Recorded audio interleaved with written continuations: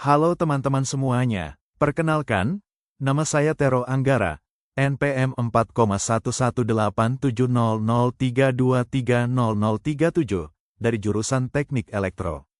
Pada video kali ini, saya akan menyampaikan materi mengenai interupsi dan input-output serial, bagian 1.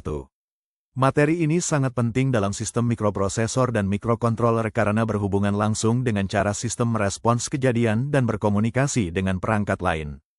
Dalam sistem digital dan mikrokontroler, terdapat dua konsep penting yang sering digunakan, yaitu interupsi dan input-output serial. Interupsi memungkinkan prosesor merespons suatu kejadian secara cepat tanpa harus menunggu proses utama selesai. Sedangkan input-output serial digunakan untuk komunikasi data antar perangkat dengan jalur data yang sederhana.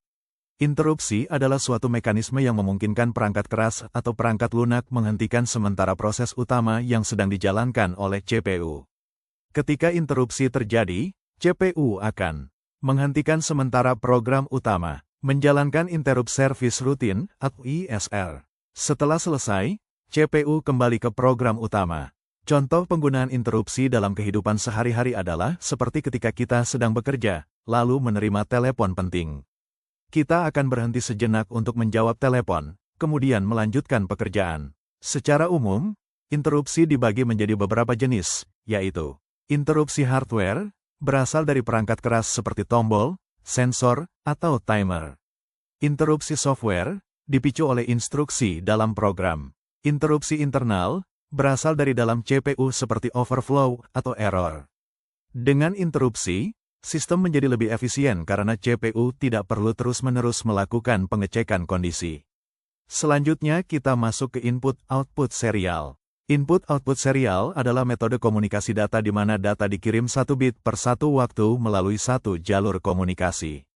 Contoh komunikasi serial yang sering digunakan adalah UART, SPI, I2C. Komunikasi serial banyak digunakan karena lebih hemat pin dan cocok untuk komunikasi jarak jauh.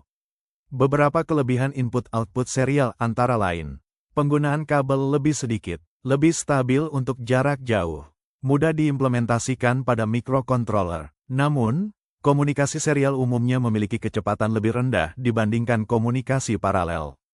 Beberapa kelebihan input-output serial antara lain, penggunaan kabel lebih sedikit, lebih stabil untuk jarak jauh, mudah diimplementasikan pada mikrokontroler. Namun, komunikasi serial umumnya memiliki kecepatan lebih rendah dibandingkan komunikasi paralel.